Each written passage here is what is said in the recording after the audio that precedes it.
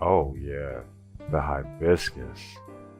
Hibiscus are known for their large, colorful flowers, which come in a wide range of color combinations. You can find them in red, pink, yellow, orange, white, purple, and even multicolored. Most hibiscus will have a red center to contrast the outer areas of the flower, but some do come in solid colors. The hibiscus is believed to have originated in the tropical climates of Southeast Asia, such as India. Ah, Sundar. With hibiscus being a tropical and subtropical shrub, it thrives in Florida's warm climate. So it's a very easy plant for us to grow. They can grow into dense shrubs, but I don't mind that at all. Show me what you're working with, Miss Hibiscus.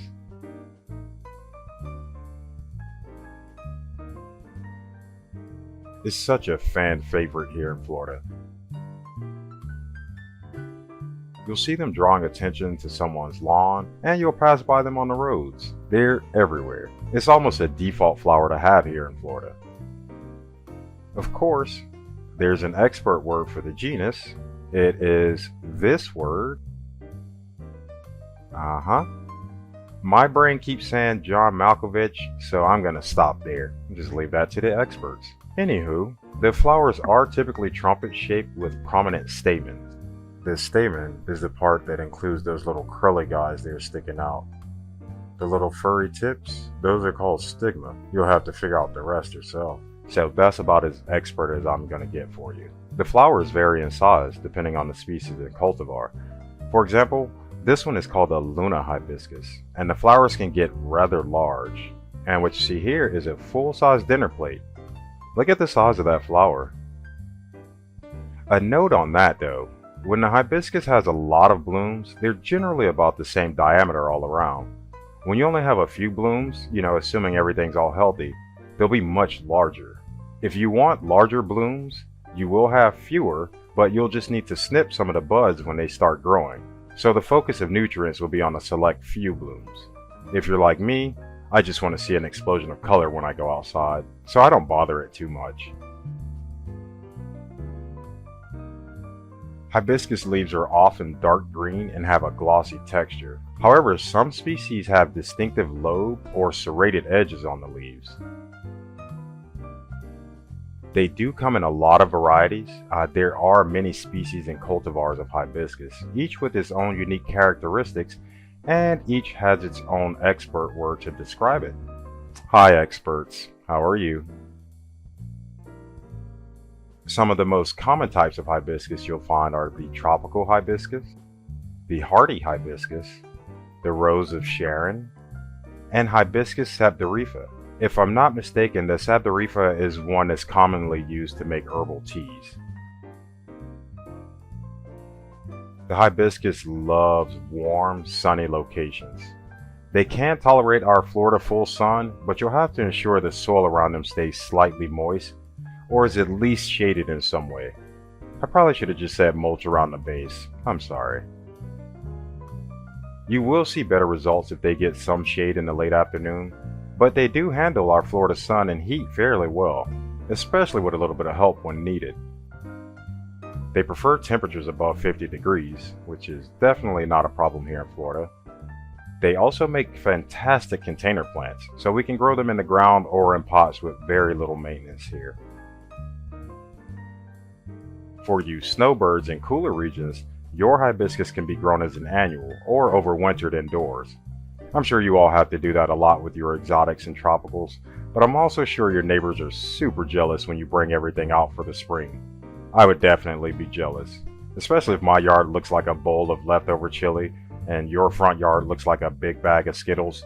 I'd much rather have the Skittles.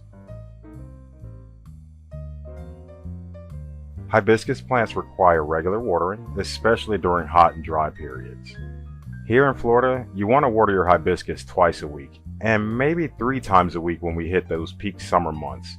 You'll know when you need to water 3 times a week because the snowbirds will be back and they'll have their kids and grandkids. It is definitely summer in Florida. Hibiscus are sensitive to waterlogged soil. Most plants are, and we've discussed this. We don't want a pot of mud, so we don't want to what? Waterlog the soil. Look, I'm telling you, you're too amazing. You are too amazing to me. You can use a balanced fertilizer until you're more comfortable experimenting with nutrients. Fertilizers that encourage larger blooms are fine, but I would only give them that type of fertilizer every other cycle. So something balanced on one cycle and then something to encourage the blooms on the next. I only fertilize once a month, but you can actually stretch it out to twice a year, and your hibiscus will do just fine. Remember what the NPK means in your fertilizer. They like slightly acidic soils with a pH between 6.5 and 6.8. For reference, your gardenias, magnolias, hydrangeas, and azaleas like acidic soil. And blueberry plants. So find something formulated for those type of plants. Adding coffee grounds helps with the acidity also. I believe Starbucks still gives away free coffee grounds for your garden. You may need to set something up with one of the baristas to hold you a bag or two, but they do give you a lot of coffee grounds, and it's super helpful for the gardens. And it's free. My Quack is getting kind of pricey, but the free coffee grounds make up for that. Hibiscus plants can be grown or propagated from seeds, stem cuttings, or by layering. Now, this method of layering isn't the same as the air layering that we spoke about before, where you put some growing medium on the upright stem to encourage it to grow roots. Though that may work, you might have to look into that. However, this type of layering is when you partially bury one of the low-growing branches of the plant into the soil. This will encourage it to grow roots. This is like making a manual runner. There's an expert word for the runners, but for us simple folks, I'm just going to stick with runners for right now. But those are the horizontal stems that grow parallel to the ground, and while growing, it grows roots at different segments before starting to grow vertically. Tell me these plants aren't amazing. As for the seeds, you can just plant them in well-draining soil and give them a warm area to grow in. Try to avoid full sun until the seedlings start to darken in color. The seeds can also be scarified, and remember that's just making little scratches on the surface of the seed, or soaked in warm water before planting. Both of those methods can help speed up germination. They're not absolutely necessary, but they do help. Stem cuttings can be rooted in water or moist potting soil. For my stem projects, I just root them with a moist paper towel in a Ziploc bag. Yeah, I know you're tired of hearing it, but that is my go-to method. So here, take a look at this. The bag is sealed except for where the top of the stem protrudes, but the paper towel keeps a bit of moisture and humidity on the lower part. I learned this method in 3rd grade growing a lima bean. Yes, growing a lima bean, and it's been my go-to method for experimenting with germinating and rooting. So be sure to give it a try. This method will work with or without rooting hormone. Another thing, if you have pothos in water, you can dip the stem into that water to help too, because pothos release their rooting hormones into the water, so that gives you a nice diluted rooting hormone to kickstart your project, and it is free. You don't have to bother your hibiscus too much, but be sure to prune off any dead or diseased branches. We hope that never has to happen, but if it does, and you catch it, you want to stop it from spreading to the rest of the plant. Hibiscus are relatively easy to shape if you want to create a certain design for your plant, and the pruning or shaping will encourage new growth and flowering. Hibiscus are hardy plants, but they can be affected by aphids and fungal infections. The aphids love the nectar, so you'll see them in droves around the buds. You'll need to address 2 things if you find aphids on your hibiscus. 1 would be the aphids, 2 would be ants. If you have a lot of aphids, you have an ant problem somewhere.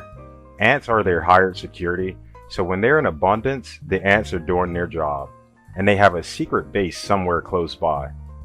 Use some neem oil on the aphids. If you can't find a ladybug, the spots, I forgot how to tell them apart. It's confusing. Anyway, put down something that keeps the ants away from the plants also. We want ants in the yard, but not in the way and not bringing their weirdo friends over to eat our plants. Fungal issues shouldn't be a concern, but if they do occur, you'll want to use a fungicide on the affected area. If the infection looks very concerning, then I recommend removing the affected stems and putting them in the trash. You don't want to discard them where other plants may become affected by the fungus. You'll also want to consider relocating your plant. It is possible too much moisture is encouraging the fungal growth, so consider a sunnier spot or a spot that doesn't retain too much moisture. The hibiscus truly is a beautiful, low-maintenance plant that can add tropical color to your gardens and lawns. When they're happy, hibiscus plants can be prolific bloomers. When they're not happy, they're just big, green, angry shrubs. And it's still a beautiful plant. I like it when you're angry too. Give it a bit of your attention and some good food, and you'll see blooms year-round in your garden. And what makes the neighbors even more jealous? Even more flowers. So put a hibiscus on your team. Well, I hope you've fallen even more in love with the hibiscus, and I hope you enjoy making your neighbors jealous when you add more colors to the plant. Thanks for stopping by and enjoy the rest of your day.